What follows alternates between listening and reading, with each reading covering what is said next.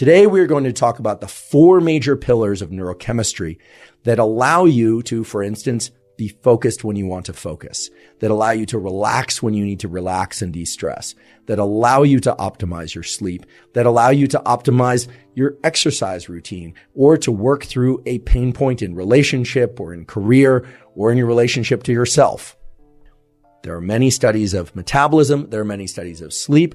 This study focused on how different states of sleep, such as rapid eye movement sleep, which is associated with dreaming and high emotional content dreams, versus slow wave sleep, which tends to be more focused on physical repair of the body, more mundane dreams, how those different states of mind during sleep relate to different aspects of metabolism. And what they found was absolutely fascinating. First of all, they found that sleep states regulate more than 50%, half of all the metabolite features detected in human breath.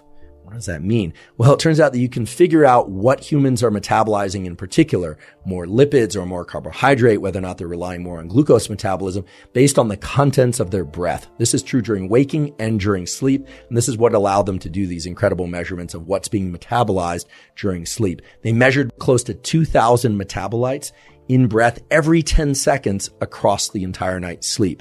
And what they found was that there are major pathways related to lipid metabolism, fat metabolism, or to carbohydrate metabolism, or other forms of metabolism that are up or down regulated as human beings transition between slow wave sleep, rapid eye movement sleep, and waking. And you might say, waking? Well, yes, they also looked as people fell asleep and as they emerged from sleep. And believe it or not, every so often during sleep, you wake up.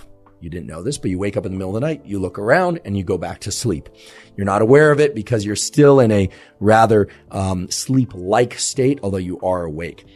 What they found was that sleep and the various states of sleep regulated individual metabolic pathways. They found, for instance, that the switch from sleep to wakefulness reduces fatty acid oxidation. So that means while you're asleep, you're oxidating more fatty acids, and as you wake up, that becomes less the case.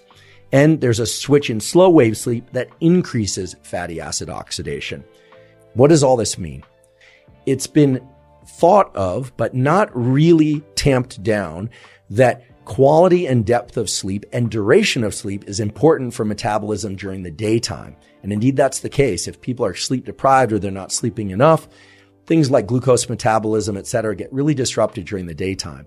But what this current study shows is that the metabolism that you experience during sleep, or to be more specific, the range of different types of metabolism that you experience during sleep may serve to tune up or to ensure that the specific aspects of metabolism that you require during wakefulness are working properly. In addition to that, this study clearly shows that getting enough sleep allows you to transition through all the various forms of metabolism and use all those different forms of metabolites during sleep in a way that's immensely beneficial for the systems of your brain and body. So the take-home message here is that sleep and experiencing the different states of sleep, slow wave sleep early in the night predominantly, plus rapid eye movement sleep toward the end of the night, is extremely important for optimizing metabolic circuits for human performance and health. In other words, by not getting sufficient duration sleep, you're not allowing your body and brain to transition through all the different aspects of fuel utilization, and you're not teaching your brain and body how to use similar types of fuels during wakefulness. So again, all of this points to the fact that we need to be getting sufficient quality and duration of sleep. So if you're sleep deprived even by an hour or so, you're going to get far less rapid eye movement sleep, because rapid eye movement sleep is what occurs toward the end of a sleep night. During the early part of the night, far more slow wave sleep. In getting less rapid eye movement sleep, we know it makes you more emotionally labile, but now we know it's also going to alter certain forms of glucose metabolism during the night and during wakefulness. So that all underscores the need to get sleep.